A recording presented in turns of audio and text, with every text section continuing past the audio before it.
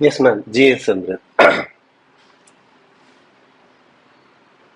जिए संसार, जिए संसार, जिए समृद्ध। ईश्वर और गुरु की कृपा सदैव हमारे साथ रहे।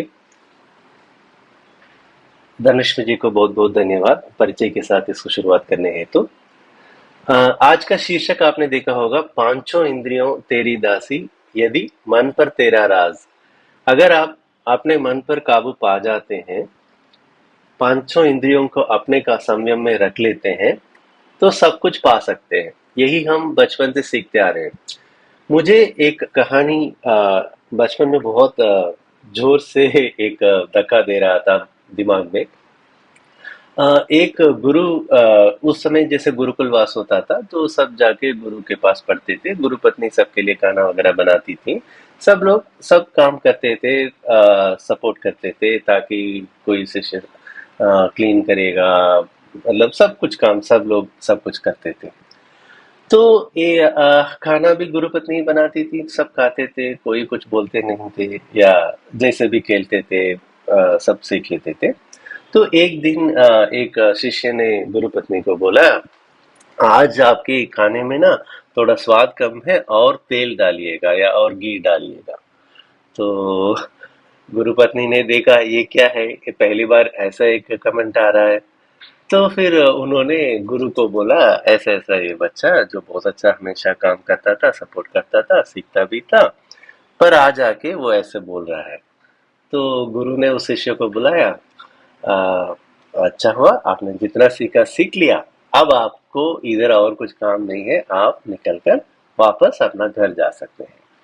तो शिष्य को तो डर आ गया। अरे ये क्या हुआ गुरुजी, मैंने क्या कुछ गलती कर डाली क्या, आप ऐसा क्यों बोल रहे हो। तो गुरु ने बोला, देखो, जब तुम बोलना स्टार्ट किया कि हाँ ये स्वाद नहीं है खाने में, तो तुम्हारा रुचि अब सीखने में नहीं है, बाकी इंद्रियों पर आ गया। इसके बाद तुम कुछ सीख नहीं सकते, रह के कोई फायदा नहीं है, अब निकल सकते हो। कहानी तो इतना ही है। पर जब ये कहानी हम मन में सुने थे, मुझे तो यही लग रहा था कि तो इसका मतलब ये है कि अगर हमें जीवन में कुछ आगे बढ़ना है, कुछ करना है, तो क्या इंद्रियों से रिलेटेड किसी भी चीज पर मन नहीं लगाना चाहिए क्या। तो दुनिया में सब कुछ सुख है, अच्छा लगता है, कोई गाना सुनने के लिए, कभी मूवी देखने के लिए, या ब्लॉग्स या सोशल मीडिया में कोई भी खोलो तो स्वाइप करते जाओ, कुछ ना कुछ खबर तुम आपकी दिमाग में तो आती रहती हैं, कुछ ना कुछ आपको एंगेज करता रहता है। ये सब बार बार देखने के लिए बहुत अच्छा लगता है। तो ये सब गलत है, सही है, क्यों ऐसा होता है। तभी ये जब साथ साथ में जब वेदांतरियम का शुरुआत हुआ था, ध्यान सीखे थे, आत्मविश्लेषण सीखे थे, जब स्वामी जी ने ये सब चीजें समझाया, तभी इसका सही अर्थ समझ में आया। तब तक पांचों इंद्रियों को संयम रखो, तुम आगे बढ़ोगे, तभी जीवन जीने का मकसद प्राप्त करोगे। इसमें आप गुम जाओगे तो आप खुद नष्ट हो जाओगे, सब इसके साथ मिट जाएगा। ये सब चीजों को सही तरह से समझने का जो परिदृश्य मिला, जब वेदांत हमको सही तरह से हम समझ पाए थे। इसीलिए आज का मेरा शीर्षक भी उसी लाइन पे ही है। तो स्वामी जी हमें अच्छी तरह पंचेंद्रिय ध्यान सिखाते हैं। जब हम आत्मविश्लेषण, इंट्रोस्पेक्शन स्टेज 1 पे जाते हैं, तो पहले क्या है, उसके लिए तैयार करने के लिए जो स्पेशल मेडिटेशंस के पहले हमें तैयार करने के लिए कुंडलिनी जागरण कराकर आज्ञा चक्र में, सहस्राधार में, मूलाधार में ये सब ध्यान सिखाते हैं। वो ध्यान को हम सही तरह से ध्यान करने के लिए पहले हमारे शरीर को तैयार करना है। उसके लिए एक्सरसाइज सिखाते हैं, कायकल्प योग सिखाते हैं। तो एक्सरसाइज कर कर मन, पहले आपका शरीर स्ट्रांग हो जाता है, कायकल्प कर कर करके आपका जीव शक्ति स्ट्रांग हो जाता है। फिर ध्यान करते हैं आज्ञा और सहस्राधार में, मन बहुत स्ट्रांग बनता है। फिर उसके बाद आत्मविश्लेषण आता है, पहला स्टेज 1। इंट्रोस्पेक्शन स्टेज 1 पे हम क्या करते हैं, पूरा अपना पर्सनालिटी को स्टडी करते हैं, और हमारे अंदर क्या कमियां हैं उसको समझ पाते हैं। देखिए, इसको समझाने के लिए बाहर वाला कोई कुछ नहीं कर सकता। आप फुल टाइम साइकोलॉजिकल काउंसलर भी अपॉइंट कर ले और वो आपको पूरा 24 घंटा मॉनिटर करते रहे, फिर वो अपना व्यू देगा, मुश्किल है। पर आप बैठकर आत्मविश्लेषण करेंगे, मैंने क्या क्या किया, मैंने क्या क्या सोचा, मैंने क्या क्या बोला, ये सही है या किस तरह का असर बाकी में इम्पैक्ट दे रहा है, क्या मैं इसको ठीक कर सकता हूँ, ये गलत है तो ये सही है, तो और आगे इसमें बढ़ा सकता हूँ और मुझे स्ट्रांग बना सकता हूँ। यही आत्मविश्लेषण है ना? तो इसी के लिए विचार विश्लेषण, अ, क्रोध को कंट्रोल में, क्या सही वर्डिंग बोलेंगे तो न्यूट्रलाइजेशन ऑफ एंगर, क्रोध को निष्प्रभाव करना, इच्छाओं को नीति संगत करना, चिंताओं को निर्मूलन करना। तो चार चीजें करते हैं। फिर साथ में हम पंचेंद्रिय ध्यान सीखते हैं। ये क्यों है? आपके वेदात्रियन स्काई सिस्टम में बहुत सारे ध्यान है, बट जब आप इंट्रोस्पेक्शन स्टेज 1 पर आते हैं, जब आप पर्सनालिटी डेवलपमेंट की ओर बढ़ते हैं, तब आपको पंचेंद्रिय ध्यान सिखाया जाता है। तो पंचेंद्रिय ध्यान क्या करता है? तो हमारे इंद्रियों पर कैसे हम संयम रख पा रहे हैं, यही सिखाता है। उसको और हम आगे बढ़ के जाते हैं, तो स्वामी जी जब ब्रह्म ज्ञान का शिक्षण देते हैं, तब हमें ये हर इंद्रिय कैसे शुरुआत हुआ, कैसे आए, ये उसका पूरा चरित्र हमें सिखाते हैं। तो इतिहास में कैसे होता है, पहला जब ब्रह्मांड पैदा हुआ, वो सब आप सब इसमें जितने भी पार्टिसिपेंट हैं, आधे लोग तो पूरे लोग तो ब्रह्म ज्ञान अटेंड कर चुके हैं, तो इसलिए आप सबको याद होगा, तो मैं और डिटेल नहीं जाता हूँ, बट सिर्फ टच करता हूँ। तो पहले क्या हुआ, इस शक्ति से आपका एनर्जी पार्टिकल का ट्रांसफॉर्मेशन हुआ, फिर आपका एटम या मॉलिक्यूलर स्ट्रक्चर का जनरेट हुआ, फिर उससे जो लहराती हुई जो वेव निकलती है, उससे मैग्नेटिज्म का समझ में आया। फिर जब जितनी एनर्जी पार्टिकल्स एक साथ आकर ऑपरेट करना स्टार्ट हुआ, उसके बेसिस पे पूरी स्ट्रक्चर्स, जिसके एलिमेंट्स फॉर्म हुए, फिर पूरी सॉलिड्स फॉर्म हुए, फिर वो पूरा एवोल्यूशन होते गया। तो उसी को हम क्या बोलते थे, अगर सिर्फ एनर्जी पार्टिकल स्टेट में रहता तो उसको आकाश, फिर और कई सारे एनर्जी पार्टिकल साथ में आते हैं तो वह एयर, हवा, वायु, फिर उसके बाद इंटेंसिफाइड एयर पार्टिकल और पार्टिकल्स एक साथ में आया तो उसको अग्नि, फिर उसी के साथ और आया तो फिर लिक्विड, और उसके बाद और आया तो सॉलिड।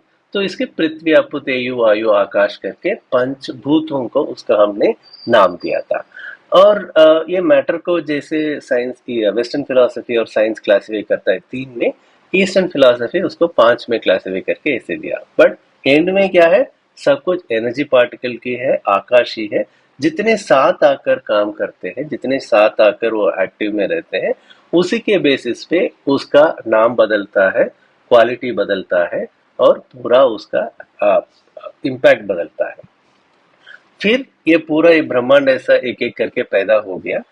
फिर उसके बाद जो जीव शक्ति है, ईश शक्ति है, अपने अंदर और कितना शक्ति है जानने की जो तमन्ना रखी, तो उस पे पहला आपका एक जीव जंतु फॉर्म हुआ। वो क्या हुआ, वो भी ऐसे ही सेम एनर्जी पार्टिकल है, अपने आप में स्वगुमाव में एक मोशन स्टार्ट कर दिया था, उसको हम लाइफ फोर्स सर्कुलेशन बोलते हैं।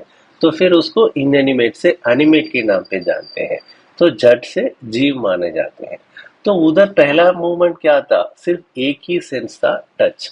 इंद्रिय एक क्या है, सिर्फ आपका स्किन जो है, त्वचा, वो एक ही था। फिर उसके बाद वो त्वचा था, बहुत सारी प्लांट्स जनरेट हो गई, तो उनको क्या था कि मन में ये इच्छा था, मुझे और मूव करना है, एक ही जगह पे मैं कैसे खड़ा रहूंगा, एक ही जगह पे मैं बैठे कैसे रहूंगा। तो उसको, तो क्या है, हम सब भिन्न है ना, भिन्न जो भी मांगता है पूर्ण देता रहता है। Fraction demands, totality supplies. तो मांगा तो प्रकृति ने दे दिया, क्या कैसे दिया, जड़ जो उसका रूट है वो बहुत आगे बढ़ने लगा। पेड़ तो शायद आपका 5 फीट हो, 10 फीट हो, 30 फीट हो। बट अगर आप उसका जड़ देखेंगे तो गज गज के दूर में जाने तक का उसमें शक्ति मिल गया था। उसके साथ हो रहा नहीं नहीं, मुझे फिर भी अब भूमि के साथ जुड़ कर रहना पड़ रहा है, मुझे उसको छोड़कर और आगे बढ़ना है। तो क्या हुआ, आपका सेकेंड सेंचुरी कीटाणु आए थे। वो क्या किए थे, स्लोली मूव करने का तरीका उसमें मिल गया। स्वामी जी उसको कैसे समझाते हैं, अगर आप दो आम ले लो, जो कच्चा हो या पक्का हो, तो जो आम पक्का हो जाता है उसको स्वाद अच्छा है, काटते हैं, खाते हैं, बहुत बढ़िया। अंदर क्या बीज है उसको तोड़ कर देखते हैं, उसके अंदर कुछ है, कुछ नहीं है, फिर फेंक देते हैं। दूसरे आम को ऐसे ही रखे रहो, खाओ मत। क्या होगा, कुछ दिन में सड़ जाएगा, कुछ दिन में उससे अंदर से एक कीटाणु निकल के बाहर आएगा। ये कहाँ से आया, किसने इसके अंदर कीटाणु को इंजेक्ट करके रखा था, या पहला कोई कीटाणु डाल के एग्स थोड़ी डाले थे। फिर क्या है ये, यही है फर्स्ट सेंसरी एनिमल से सेकेंड सेंसरी लिविंग बीइंग का ट्रांसफॉर्मेशन होने का एक एग्जाम्पल है। ऐसा ही हुआ है, ऐसा ही होता रहता है, ऐसा ही अभी भी हो रहा है। तो सेकंड जनरेशन जब कीटाणु आए तो वो थोड़ी सेम आम के लिए वेट कर रहे थे, वो अपना अपना रिप्रोडक्शन करते जा रहे थे, है ना। तो उससे कट हो गया, तो ऐसा कई सारे जीव जंतु आ गए। फिर तीसरा आया, वो क्या है, नहीं मुझे सिर्फ मूव नहीं करना है, मुझे इसका स्मेल भी समझना है, वो क्या कैसे महसूस होता है। तो उसके हिसाब से नाक आई। फिर नहीं, ये इतना सब हो रहा है, मुझको मुझे ये सब देखना है, तो उसके लिए क्या किया, अगेन क्या, फ्रैक्शन डिमांड टोटलिटी सप्लाईज, भिन्न पूछता रहता है, ब्रह्मांड देता रहता है। तो आंखें मिली, तो आंखें मिली, आंखों से देखना चालू किया, आपका fourth century living being start हुआ। फिर आया आपका फिफ्थ सेंचुरी, क्या है, देख तो रहा हूं बट ये क्या साउंड दे रहा है, कैसे मैं समझ पाऊं। तो उसके लिए कान निकल के आए, तो आपका फिफ्थ सेंचुरी लिविंग बीइंग। यही डार्विन थ्योरी तक जितनी भी साइंस में है या वेस्टर्न फिलोसफी में है, वो भी इस हद तक एकदम मैच होते रहते हैं। ईस्टर्न फिलोसफी में डार्विन का तो 15th सेंचुरी में, ये 18th सेंचुरी में थियरी आया था, बट ये सब बहुत पहले फिलोसफी में, ईस्टर्न साइंस में, पर्टिकुलरली इंडिया और चाइना में काफी हद तक ये लोग एक्सप्लेन कर चुके थे। तो हम समझ में आएंगे, इसमें पूरी इसको एक दृश्य में देखना है। तो जो पंचभूतों को समझने के लिए पंच इंद्रिय हमारे अंदर आ गए थे जब हम मनुष्य बने थे। तो हर इंद्रिय एक एक का काम करता है। वही चुंबकत्व शक्ति, दैट मैग्नेटिज्म, जो बायोमैग्नेटिक पावर जो हमारी बोलते हैं, जो एनर्जी पार्टिकल की रोटेशन की वजह से, जो स्पेसिफिक ग्रेविटी की तत्व के हिसाब से लहर की तरह बाहर निकलता है, उसी एनर्जी पार्टिकल की सर्कुलेशन की वजह से बायोमैग्नेटिज्म निकलता रहता है। हर इंद्रिय में एक वो आपका सेंस को देते रहता है। तो पंच बदलाव या 5 ट्रांसफॉर्मेशन क्या बोलते हैं मैग्नेटिज्म का, हर सेंसुअल ऑर्गन में एक एक तरह से वो चेंज करता रहता है। तो स्किन में कैसे होता है, बाहर की प्रेशर, मतलब बाहर के एटमॉस्फेयर 25 डिग्री हो, 30 डिग्री हो, 15 डिग्री हो, वो हमें समझाता है। कैसे समझाता है, हमारी स्किन से बायोमेडिसिन एनर्जी बाहर निकलती है, बाहर क्या टेम्परेचर है उसके साथ मेजरमेंट ले लेती है, फिर तुलना करती है, आकर हमारे जेनेटिक सेंटर में जो हमारी प्रीवियस एक्सपीरियंसेस है उसके साथ वो कंपेयर करता है, फिर हमें समझाता है, हाँ बाहर ठंड है, बाहर सर्दी है, नहीं बाहर गर्मी है, तो उसी हिसाब से आप अपना कपड़ा पहन लो, ताकि आपकी शरीर से शक्ति सीमित तरह से बाहर जाए, ज्यादा या ना कम जाए। ये सिर्फ त्वचा के लिए। फिर दूसरा देखिए, जीभ के लिए अपना टंग है, उसमें क्या आता है, जब भी कोई भी चीज हम अपने मुंह में डालते हैं, पहले सलाइवा लिक्विड उसमें पोर करता है, मिक्स करता है, फिर जीभ का जो स्ट्रक्चर है वो उस स्वाद को महसूस करता है, कंपेयर करता है जेनेटिक सेंटर से, फिर हमें समझाता है ये काजू कतली है, ये गुलाब जामुन है, ये रोटी है, ये सब्जी है, ये वो सब्जी है, तो हम इसको महसूस करते हैं। तो ऐसा ही हमारा हर व्यवहार, जो हमारी मन की भी जो भावनाएं हो, जो हम जीभ से बोलते हैं, जो काम करते हैं, सोचते हैं, सब कुछ ऐसे ही कॉम्प्रहेंड हमेशा नॉन स्टॉप होती रहती है। तो ये इंद्रियों का सेंसेस का हमें एक डायनामिक्स आ गया। फिर इसमें अट्रैक्शन कहाँ हुआ, ये भी हमें वेदात्री महर्षि सही तरह से समझाते हैं। कैसे समझाते हैं? पहले सपोज हमें भूख लगता है, छोड़िए उसके एक स्टेप और पीछे चलते हैं। क्या है कि हम थोड़ा सुबह से उठकर से काम कर रहे हैं या कुछ एक्शन कर रहे हैं, कुछ मूवमेंट कर रहे हैं, तो कुछ टाइम के बाद जो एनर्जी हमने खर्चा किया हमारी एक्शंस की वजह से या सोच की वजह से, तो बॉडी क्या करता है, ढूंढता है मुझे और एनर्जी चाहिए। तो एनर्जी का बड़ा सोर्स क्या है? हमारा पेट है। उसमें जितना खाना आता है उसको डाइजेस्ट करके वो एनर्जी पार्टिकल की प्रोसेस में ट्रांसफर करता है। तो उस ट्रांसफॉर्मेशन के लिए पहले क्या करता है, अपना दिमाग बॉडी में देखता है, भाई खाना है क्या। खाना है, हमने जैसे ब्रेकफास्ट या लंच खा लिया तो उसको डाइजेस्ट करके वो अपना काम चालू कर देता है। अगर नहीं है पेट में कुछ डाइजेस्ट करने के लिए, वो फिर हमें वापस अपने दिमाग को एक सिग्नल देता है, पेट में कुछ नहीं है, तो आप कुछ खाओ ताकि ये पेट में आया, मैं तो डाइजेस्ट करूं और शक्ति पाऊं।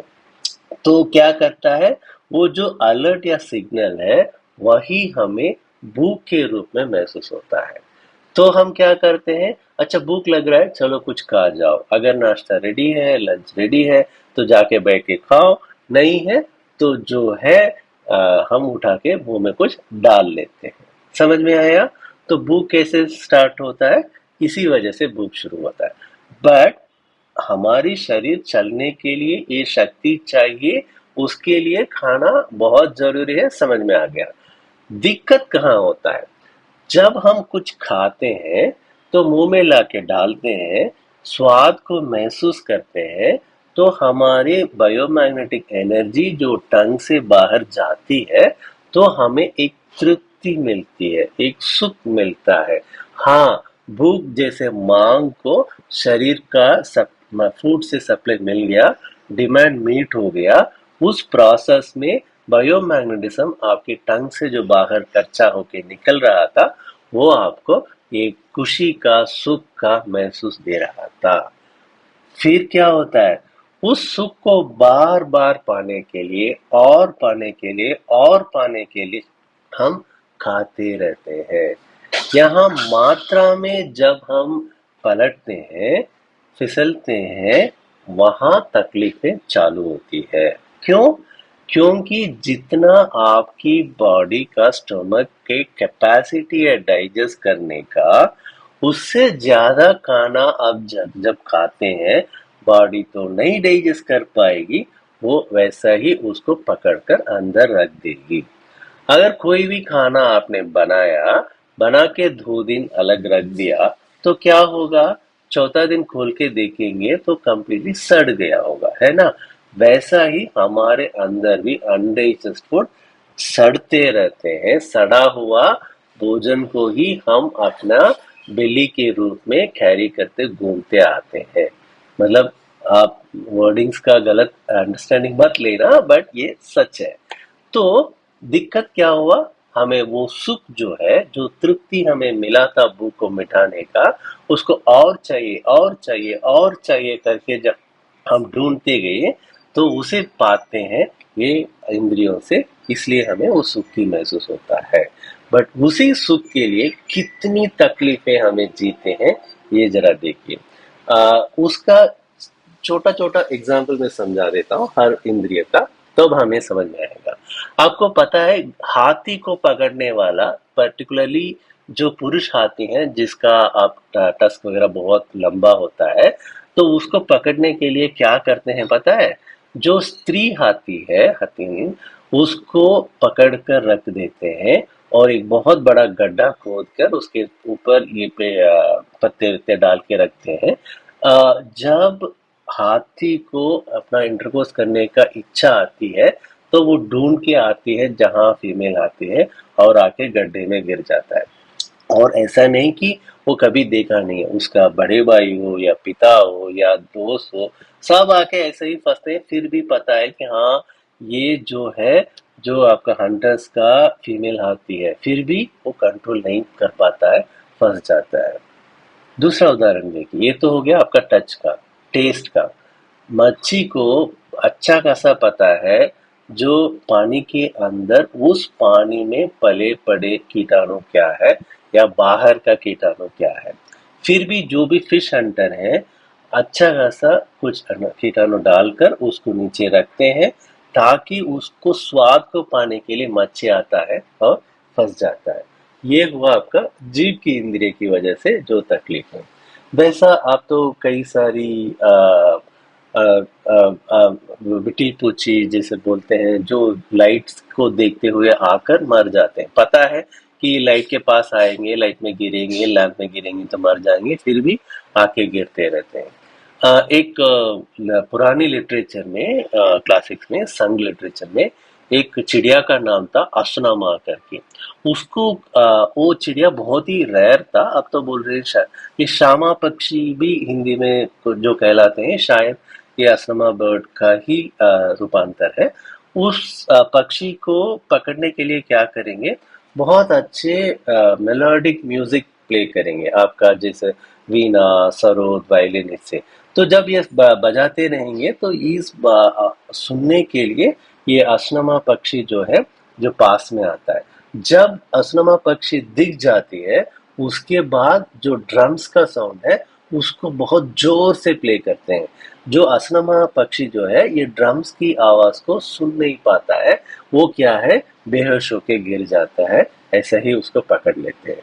तो ये क्लासिक लिटरेचर में बहुत सारी रेफरेंसेस हैं इस बर्ड के लिए। आज वो कंप्लीटली मिट ही गया। क्यों? अपनी इंद्रियों को काबू में नहीं रख पाया था। इसलिए हमें वो सही मात्रा में काबू में रखना बहुत बहुत जरूरी है। इसीलिए सभी जो ग्रंथे हैं, सभी धर्म का, सब यही सिखाते हैं। महर्षि तो यही बोलते हैं कि दुनिया में जितनी भी धर्म हो, दुनिया में जितनी भी ग्रंथ हो, उनका मकसद एक ही है, जो उसको विश्वास करते हैं उनको सही रास्ता में लेके जाना है, और उनको पाप कुछ नहीं करने का है, मतलब दूसरों को दुख नहीं देने का है। बट लोग सही समझते नहीं है, उस चक्कर में तकलीफें हो रही कि मेरा धर्म ऊपर है, तुम्हारा धर्म नीचे है। उसी झगड़े में दुनिया के आदि लोग मरते गए, युग में, हर समय में। तो अगर ऐसा ही इसका आगे हम देखते हैं तो गीता में एक श्लोक है, तनि सर्वाणि संयम युक्त आशितः मत्परः वशे ही यस्येन्द्रियाणि तस्य प्रज्ञा प्रतिष्ठता। इसका मतलब क्या है? जो इंद्रियों को पूर्णतया वश में रखते हुए इंद्रिय संयम करता है और अपनी चेतना को मुझ में स्थिर करता है, वो मनुष्य स्थिर बुद्धि कहलाता है। तो अपना मतलब ये है, आता है स्टेटमेंट, जैसे कृष्ण बताते हैं। वेदात्रि महर्षि तो यही कहते हैं, जो महान ने लोगों को अच्छी चीजें समझाने के लिए जो ये कैरेक्टर लिखा था, उससे द्वारा ये समझाए। तो कृष्ण भगवान ही है, प्रकृति है, रिप्रेजेंटेटिव ही है। तो उनसे ये कहलाकर इसको सबके लिए मॉरल कोड बना दिया, बस। तो इंद्रिय इधर भी वही, जो मुझे अपनी बुद्धि को वश में रख पाता है, वही मुझ में स्थिर होता है। तो ये ऐसा चैप्टर 2 में दूसरा एक 64 श्लोक नंबर है। राग द्वेष वियुक्त विषयाणि इंद्रिय यश्चरणः आत्मवश्य विधेयात्मा प्रसादमधि गच्छति। इसका मतलब आता है, अ, अपने वश में हुई इंद्रियों द्वारा राग द्वेष से रहित होकर विषयों को सेवा करता हुआ पूरी तरह से संयमित मन वाला साधक भगवान की कृपा प्राप्त करता है। मतलब अगर आपको भगवान की कृपा प्राप्त करना है, तो आप अपनी इंद्रियों को काबू में रखना जरूरी है। नास्ति बुद्धिस्तरयुक्तस्य न चायुक्तस्य भावना न चाभावयतः शांतिर शांतस्य कुतः सुखम। ये 66 है, चैप्टर 2 श्लोक ही है। जिस मनुष्य ने इंद्रियों और मन, जिस मनुष्य की इंद्रियां और मन वश में नहीं है, उसमें स्थिर बुद्धि नहीं होती, और जिसमें बुद्धि नहीं है उसमें भावना नहीं होती। भावनाहीन मनुष्य को शांति नहीं मिलती, और शांति के बिना सुख कैसे मिल सकता है। तो अगर सुख आपको चाहिए तो आपको शांति चाहिए, शांति चाहिए तो आप अपने इंद्रियों को अपने संयम में रखना चाहिए। ऐसा ही अ, बहुत सारी श्लोकास है। टाइम की वजह से मैं उसको आगे करता हूँ। एक इम्पोर्टेंट तिरुकुरल का भी इधर ये जब भी इंद्रियों का संयम आता है तो इसको मिस किए कोट किए बिना जाएंगे तो ये अनकम्प्लीटेड है। பொறிவாயில் ஐந்தவித்தான் பொய்தீர் ஒழுக்க நெறி நின்றார் நீடு வாழ்வர்। इसका मतलब क्या है? जो व्यक्ति पांचों इंद्रियों पर नियंत्रण पाकर ईश्वर द्वारा बताए गए सत्य और पवित्र के जीवन के मार्ग पर चलता है, वो एक लंबा, सार्थक और शाश्वत जीवन व्यतीत करता है। ऐसा ही एक और ब्यूटीफुल तिरुकुरल है। ஒருமையுள் ஆமை போல் ஐந்தடக்கல் ஆற்றில் எழுமையும் ஏமா पुடைத்து। अगर आप जैसे कछुआ अपने चारों उंगलियों और सर को जैसे उसके अंदर आराम से पकड़ कर रखता है, वो इसलिए कछुए के लगभग 300 साल बोलते हैं ना जन्म, बट मतलब लंबा जीवन जीता है। वैसा ही अगर आप इंद्रियों पर कंट्रोल पाओगे, எழுமையும் ஏமா पड़ेगा मतलब 7 जन्म तक आप आराम से जी सकते हैं, खुशी से जी सकते हैं। कबीर दास के ऐसे ही दोहे हैं। कबीर सोई सूरमा मनसु मांडे जोजा, पंच पयादा पाड़ी ले तब पारस को सूझ। मतलब कबीर कहते हैं असली योद्धा वो है जो लड़ता है और अपने मन पर काबू पाता है। मन यानी पंच इंद्रियां, इसको कंट्रोल कर पाता है। एक बार जब कोई इंसान इस 5 इंद्रियों को अपने अंदर की एकता के साथ जोड़कर काबू में कर लेता है, वो सच्ची समझ पा सकता है और भगवान को महसूस कर सकता है। भगवान को महसूस करना है तो और कोई रास्ता ही नहीं है। ऐसे ही और एक दोहा, माला फेरद जुग भैया फिरा न मन का पेड़, कर का मन का ढार दे मन का फेर। इसका मतलब क्या है कि अगर हाथ में माला रखते हुए जो जप करते रहते हैं, रटते रहते हैं, वो माला फेरने से युग बीत गए, लेकिन मन का नजरिया नहीं बदला।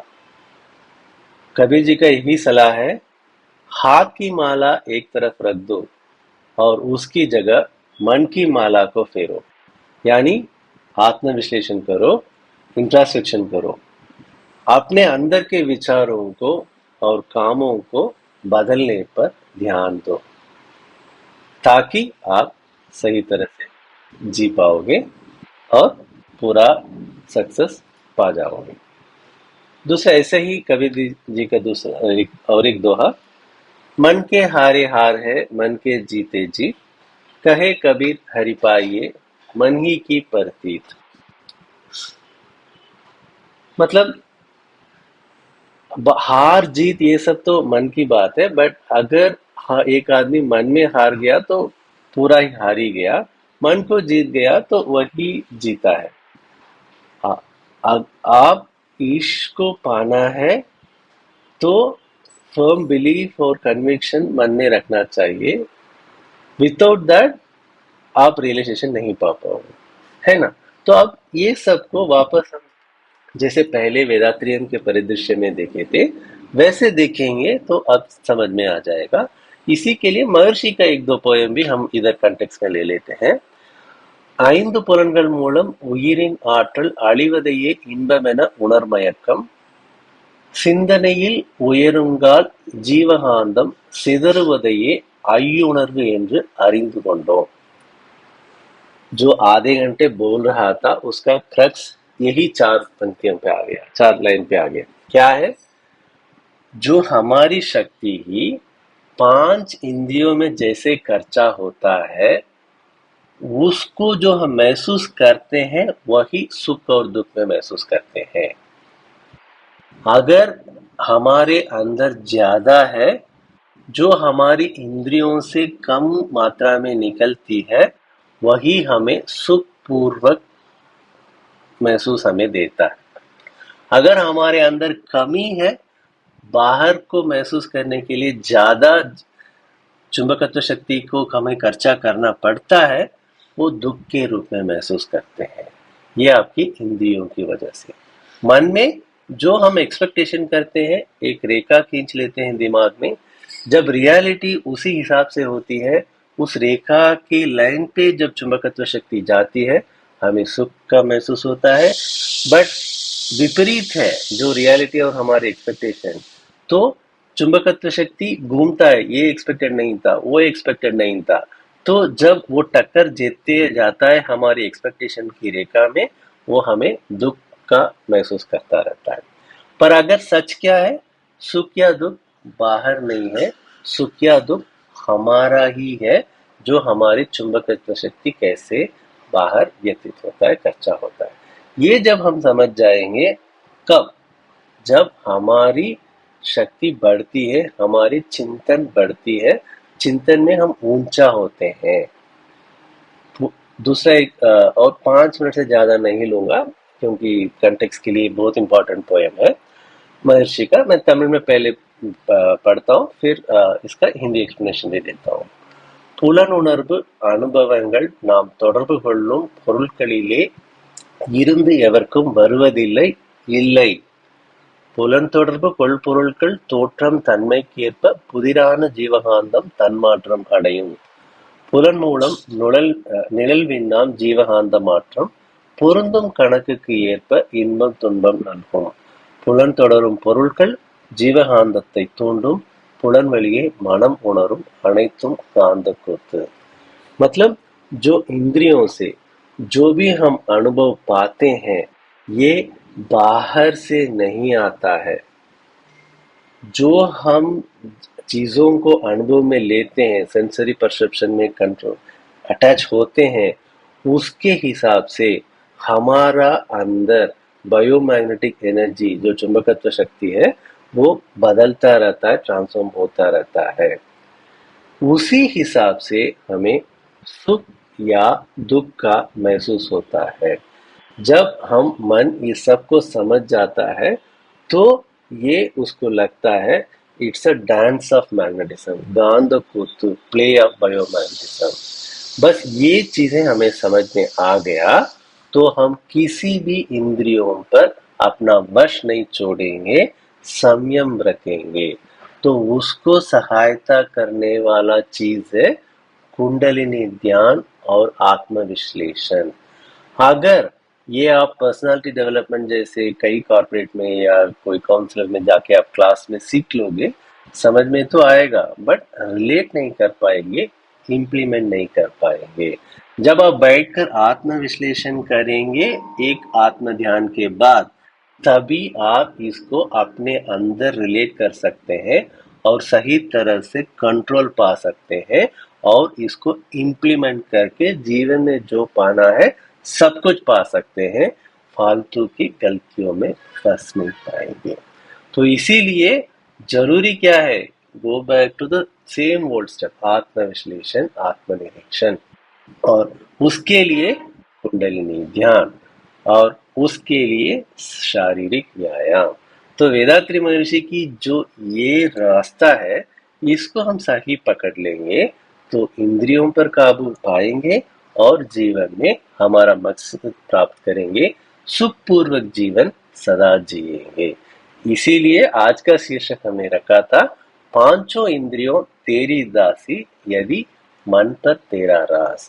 मन पर आप राज कर पाओगे तो पांचों इंद्रियां तेरी दासी हो जाएगी, तो तभी आप जीवन का लक्ष्य इसी जन्म में पा पाएंगे। तो इसको हम अपने मन में दृढ़ संकल्प के साथ ले लेते हैं, आत्मविश्लेषण करते हैं, इंद्रियों पर काबू पाते हैं। इसके लिए सदैव दिव्य शक्ति और गुरु की कृपा हमारे साथ रहे। इसके साथ ही मैं समाप्त करता हूँ।